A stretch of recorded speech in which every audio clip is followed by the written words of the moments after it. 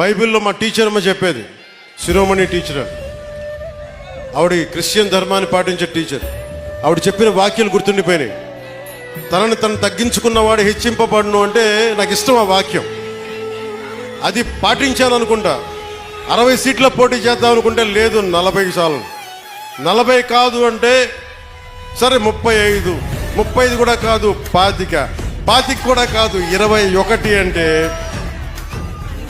21 మొత్తం గెలుపు దేశం మొత్తం మాట్లాడుకునేలా చేసింది.